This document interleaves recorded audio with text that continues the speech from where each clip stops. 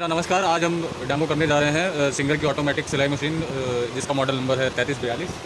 इसमें सबसे पहले तो आप ये जो नॉब देख रहे हैं इसको बोलते हैं stitch pattern selector dial. Stitch pattern selector dial का मतलब हो गया कि जो भी स्टिचेस आपको चाहिए, जैसे मान लेते हैं कि आपको स्ट्रेट स्टिच या सीधी सिलाई करनी है तो आपने इस नॉब को ये डॉट के सामने रख के और सीधी सिलाई कर ली। आपको जिगजैग करना हुआ तो आपने जिगजैग पे रखा डॉट के सामने और आपने जिगजैग कर लिया। इसी तरह से ये सारे डेकोरेटिव स्टिचेस भी इसमें बने हुए हैं। जो भी स्टिचेस आपको चाहिए, जैसे मान लेते हैं कि इसमें 3 टाइप के स्टिचेस बने हुए हैं। एक ब्लैक कलर से इंडिकेट है, दूसरा ब्लू कलर से इंडिकेट है और तीसरा रेड कलर से इंडिकेट है। तो जैसे ही आपको कोई ब्लैक वाली कोई भी डिज़ाइन करनी है तो सिंपली आपको ये लेंथ वाला ऑप्शन है, लेंथ वाला नॉब है, तो आप इसको रखोगे 0 से लेकर 4 mm तक सारी ब्लैक वाली डिज़ाइनें बनेंगी। इसके बाद जब भी आपको ब्लू वाली कोई डिज़ाइन करनी होगी तो आप ये इसको ब्लू पे ले जाओगे, S1 पे ले जाओगे। और इसी तरह से कोई भी रेड वाली अगर डिज़ाइन करनी है तो आप इसको S2 पे लेके जाओगे। बाकी ब्लैक वाली डिज़ाइन के लिए हम इसको सिंपली 0 से लेकर 4 mm तक रखेंगे, तो सारी ये ब्लैक वाली डिज़ाइनें बनेंगी। इसके बाद ये जो डायलर कहलाता है आपका, ये विड्थ सेलेक्टर डायल है। किसी भी स्टिचेस का आप विड्थ भी छोटा बड़ा कर सकते हो, ठीक है। इसके अलावा ये कहलाता है thread tension dial. Thread tension dial का मतलब हो गया धागे के तनाव के लिए है। जो भी धागा आप ऊपर लगाओगे, जैसे मान लेते हैं आप कॉटन का थ्रेड यूज़ कर रहा हो तो इसको आप रखोगे 2 से 6 के बीच में। रेशम के धागे के लिए आप इसको लेकर चले जाओगे 0 से 1 के बीच में। इस तरह से ये धागे के सिलेक्शन के लिए है, टेंशन के लिए है। अगर आप इसको 4 पे रखते हो और कॉटन का धागा यूज़ करते हो तो ना धागा तोड़ेगी मशीन और ना तो फंसेगी मशीन। ये जो लीवर लगा हुआ है ये 1 स्टेप रिवर्स स्टिच लीवर कहलाता है। ये लॉकिंग के लिए होता है। सिंपली जब हम स्ट्रेट स्टिच करते हैं तब हम इसका यूज़ करते हैं, ठीक है। तो ये रिवर्स के लिए है। इसके अलावा इस मशीन में आपको ऑटोमेटिक धागा डालने के लिए ऑटोमेटिक निडल थ्रेडर मिलेगा। ये जैसे बाकी हम ब्लैक मशीन यूज़ करते हैं या तो इंडस्ट्रियल मशीन आपने देखी होगी, उसमें क्या होता है कि धागा जो है तो साइड से जाता है। इसमें जो धागा पड़ता है वो सामने की तरफ से जाएगा, तो हम सामने की तरफ से इसमें धागा डाल लेंगे। अब इसके फेस पे आ जाते हैं तो आप देखेंगे कि फेस प्लेट पे ही कटर मिल जाता है, तो बार बार आपको क्या कहते हैं सीजर की आवश्यकता नहीं होती है। इसमें आप थ्रेड को फंसा कर और धागे को कट भी कर सकते हैं। अभी डिटेल में जब हम डेमो करेंगे तो ये सारी चीज़ें हम आपको करके भी बताएंगे, ठीक है।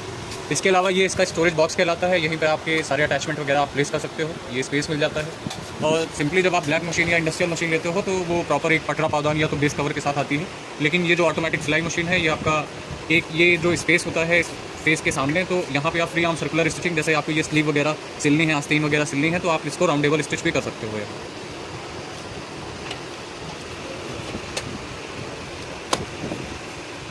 ठीक है, अब हम इसका डिटेल में डेमो करेंगे। सबसे पहले तो हमें थ्रेडिंग करनी है, ये तो बॉबिन में धागा फिल करना है।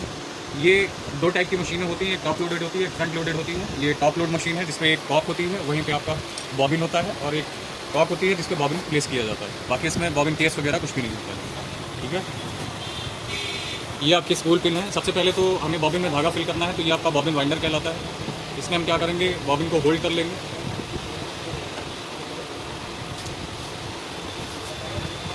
ये आपकी स्पूल पिन है, इसमें हम स्पूल रख सकते हैं। इसमें डबल स्पूल का भी ऑप्शन है, एक यहाँ पे है और एक ये फ्लैट टाइप में भी आती है, आप दोनों जगह रख सकते हैं। सबसे पहले इसको हमने स्पूल पिन पे रखा है।